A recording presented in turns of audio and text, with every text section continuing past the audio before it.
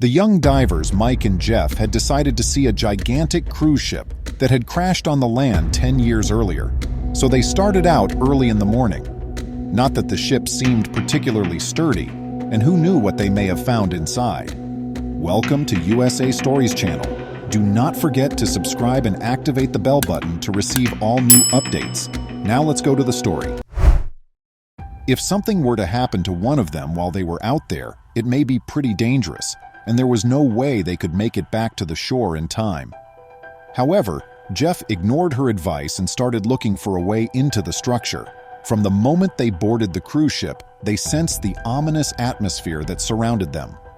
The sound of the water slapping against the tank bottom and the cracking of the metal frame were the only sounds audible. The two of them said, "Wow, exactly same. I think we should head back," Mike said, but Jeff was already out of the room. They started off in the large, airy main hall, which included a massive staircase that led to the upper decks and high ceilings all around. They then continued on to the cabins. As Jeff and Mike strolled through the deserted corridors of the ship, they heard an odd noise. Mike was startled and asked Jeff whether he had heard it too, but Jeff shrugged and continued on. Jeff showed interest in venturing farther below deck to explore the ship's lowest levels after a short period. Their goal was at the top of a short stairway, but it was completely dark. The sound was far softer than a muffled scream, and it thoroughly terrified off Jeff and Mike. With fear in their eyes, they fixed one another with stares. They strolled for a short while before arriving at their destination. Knowing that there was no way for them to reach the bottom of the ship, they were perplexed as to why there was a dead end. In the corner, Mike saw a door. Jeff grabbed the doorknob and tugged as hard as he could to unlock the stuck door. He listened intently with his ear to the door. "There is no doubt that the sound is emanating from within this space," he said, moving to stand next to Mike and doing the same, straining his ear to the door. Suddenly, they heard something that almost made their hearts stop beating, which surprised them. A boat was drawing nearer to the ship, and they could hear the muffled sounds of men fighting with one another. It sounded as though they were boarding the cruise ship together. "Ship," Mike murmured, before adding, "I knew this was a bad idea." They understood how urgent their circumstances were. They raced back to the stairway, only to hear a set of rumbling footsteps from below, just as they were about to start climbing. They whirled around, retrieved their flashlights, and ducked behind the stairway so they wouldn't be seen. As the men moved down the metal ladder, they got closer and closer, and they held their breath in anticipation. The ship echoed with their heavy footsteps. 3 men descended the stairs and approached the locked door directly. When the men opened the door, Mike could see what was going on inside since they were being watched from where they were standing. Abruptly, the low cry grew considerably louder. "We have to get out of here as soon as possible," he said to himself. Those men not only outnumbered Mike and Jeff, but they were also significantly bigger and stronger than them.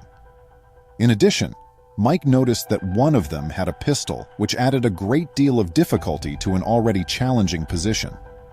After they agreed that it could take some time to contact the police, Mike plucked up the guts and agreed to accompany Jeff in peering behind the closed door to observe what the men were doing. They moved cautiously toward the exit, paying close attention to the men's talk as they did so. His heart felt like it was about to burst out of his chest, and he couldn't wait for the cops to arrive. Quietly, Jeff said, "All right, I'm getting ready." With a hasty retreat into the darkness, Jeff let Mike's eyelids open. After being left behind in the room, the man bolted out the door and made his way toward the stairs. Mike and Jeff could only hear the muted sounds of footsteps as they hurried for the chamber as soon as they could emerge from the shadows. Mike was going to follow Jeff when he heard the other men emerge from the basement. Jeff had pulled open the massive door and gone into the building. Mike became frozen, unable to think of anything to do. Jeff could see that the other man and the woman were fighting physically, and he could hear a woman sobbing, but it sounded like she had something trapped in her mouth. Jeff and Mike made a beeline for the woman.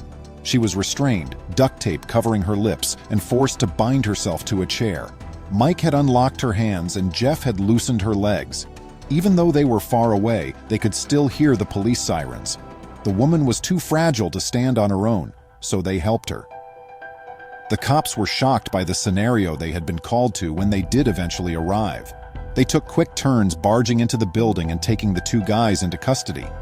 The woman was successfully taken to a secure area, but they needed Mike and Jeff to go with them to the police station. At the police station, Jeff and Mike were questioned and asked to provide a detailed description of everything that had happened. They were afraid they would be arrested by the authorities for being on the ship when they weren't permitted to be there in the first place. But the cops were relieved when the response was quite different from what they had expected. Because of the praise they received for their bravery, Jeff and Mike were released from custody. It became out later that the woman they had saved was everything but ordinary. She was the governor's daughter and had spent the last few days in captivity. By now, the person had already asked for money and then abruptly stopped communicating. The woman is probably not going to survive the night. The governor praised the young men and handed them each a sizable reward for their valiant efforts in saving his daughter because of Jeff and Mike's fast thinking. Both Jeff and Mike were still in disbelief at what had transpired. It was difficult for them to believe that this was truly happening to them. Please remember to subscribe to our channel, give us a thumbs up, and turn on the notification bell so you won't miss any of our videos. If you enjoyed the tale, the next video that plays on your screen will probably move you too.